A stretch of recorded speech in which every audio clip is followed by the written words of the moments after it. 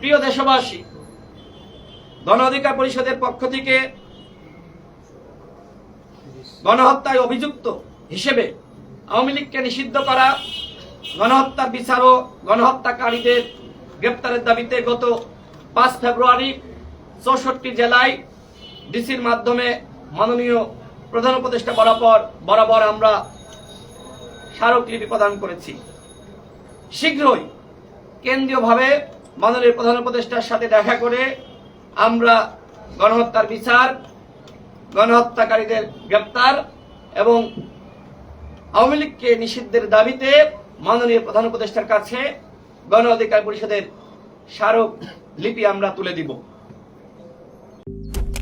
Malaysian প্রযুক্তিতে তৈরি অত্যাধুনিক cleaning machine modern vacuum cleaner যে কোনো ধরনের ধুলো ময়লাকে পরিষ্কার করে ঘরকে করে তুলুন চকচকে ও আকর্ষণীয়। Modem, brand of luxury. ৭১-এর পরে আওয়ামী লীগ একবার শেখ মুজিবের নেতৃত্বে গণহত্যা চালিয়েছে এবং পরবর্তীতে শেখ হাসিনা হাতে তসবি নিয়ে মাথায় হিজাব পরে জনগণের কাছে ক্ষমা চেয়ে রাজনীতিতে পুনর্বাসিত হয় এবং ক্ষমতার ধারাবাহিকতায় ২৪ সালে তারা গণহত্যা দ্বিতীয়বারের মতন চালিয়েছে।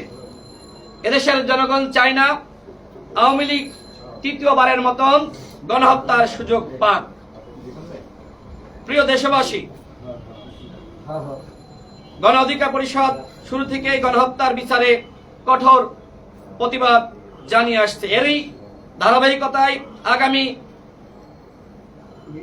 14 ফেব্রুয়ারি বিকাল 3:30টায় জাতীয় প্রেস ক্লাবের সামনে আওয়ামী লীগকে নিষিদ্ধ করা, গণহত্যার বিচার ও গণহত্যাকারীদের গ্রেপ্তারের দাবিতে গণ অধিকার পরিষদ ঢাকা মহানগরের পক্ষ থেকে বিক্ষোভ কর্মসূচি পালন করা হবে।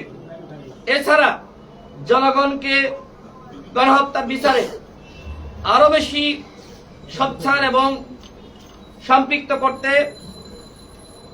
দেশব্যাপী আগামী 12 ফেব্রুয়ারি থেকে 18 ফেব্রুয়ারি পর্যন্ত লিফলেট বিতরণ এবং গণসংযোগ কর্মসূচি সারা দেশে পালন করা হবে। এছাড়া 19 ফেব্রুয়ারি জেলায় জেলায় অর্থাৎ 64 জেলায় 5 দফা দাবিতে বিক্ষোভ সমাবেশ পালন করা হবে। আমরা গত সংবাদ সম্মেলনে 5 দফা আমরা আপনাদেরকে শুনিয়েছি, আজকেও জাস্ট একবার আপনাদেরকে মনে করিয়ে দিই।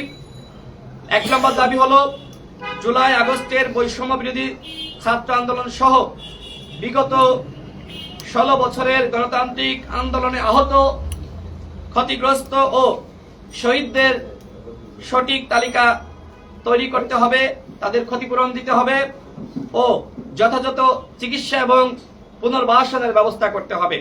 2 নম্বর দাবি হলো জুলাই গণহত্যায় জড়িত বিদেশে পলাতক গণহত্যার মাস্টারমাইন্ড শেখ হাসিনা, ওবায়দুল কাদের সহ যারা পালিয়ে গেছে তাদেরকে ভারত থেকে ফিরিয়ে এনে বিচারের মুখোমুখি করতে হবে এবং বিচারিক প্রক্রিয়ায় গণহত্যার সাথে যারা জড়িত ছিল তাদের রাজনীতি এবং তাদের সংগঠন আওয়ামী লীগকে নিষিদ্ধ করার পদক্ষেপ গ্রহণ করতে হবে।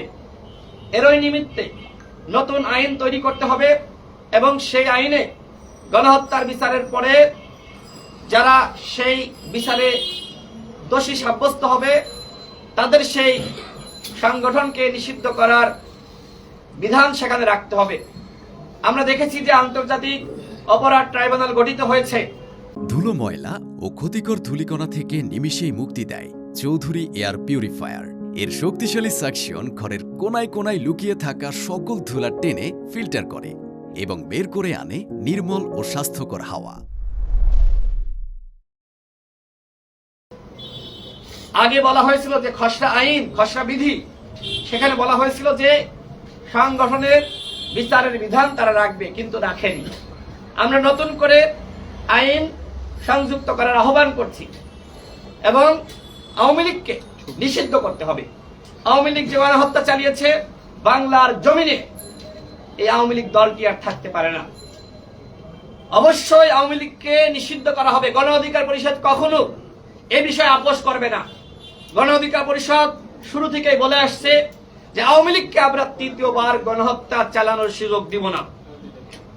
3 নম্বর দাবি, ফ্যাসিবাদের আমলে উন্নয়নের নামে লুটপাট, অর্থ পাচারে যারা জড়িত ছিল তাদের গ্রেফতার ও বিচার নিশ্চিত করতে হবে। আমি একই সাথে যুক্ত করি 14 সালে, 18 সালে, 24 সালে যে সকল ডামি এমপি, অবৈধ এমপি, ভোট চোরের এমপিরা ছিল তাদের সম্পদ বাজেয়াপ্ত করতে হবে, তাদেরকে দুদকের মাধ্যমে পাকড়াও করতে হবে। এখনো পর্যন্ত এই সরকার এই 3টি অবৈধ নির্বাচনকে আইন করে এখনো পর্যন্ত অবৈধ ঘোষণা করে নাই। যদি অবৈধ করত তাহলে কিন্তু অবশ্যই তারা বিচারের মুখোমুখি হতো। বরং আমরা দেখি ডামি এমপিরা এই সকল উপদেষ্টাদের আশপাশে ঘুরে বেড়ায়, তদন্ত করেন, বের হয়ে আসবে। আপনারা দেখেছেন যে অনেক সাংবাদিক, অনেক অ্যাক্টিভিস্ট তারা বড় বড় মহানায়কদের বিরুদ্ধে কিন্তু সামাজিক যোগাযোগ মাধ্যমে তারা লিখছে। আমরা বিপ্লবী বা কোনো নায়কের বিরুদ্ধে কোনো অভিযোগ শুনতে চাই না। আমরা চাই স্বচ্ছতা, জবাবদিহিতা। আমরা চাই এই উপদেষ্টা পরিষদ আগামী 2 সপ্তাহের মধ্যে তাদের সম্পদের হিসাব জনগণের সামনে দাখিল করবে। একই সাথে আমরা শুনেছিলাম যে প্রত্যেকটা মন্ত্রণালয়ে নির্দেশ দেওয়া হয়েছে সরকারি কর্মকর্তাদের আর্থিক হিসাব জনসম্মুখে দাখিল করা হবে। এখনো পর্যন্ত সেটি দাখিল করা হয়নি। তার মানে কি? তার মানে এই সরকার যে বিপ্লবী চরিত্র ধারণ করা দরকার ছিল, সরকার সেই ক্ষেত্রে পুরোপুরি ব্যর্থ হয়েছে। এই কারণে আমাদের 4 নম্বর দাবি হলো জন আকাঙ্ক্ষার নতুন বাংলাদেশ বিনির্মাণে রাষ্ট্র সংস্কার ও জাতীয় ঐক্যমতের ভিত্তিতে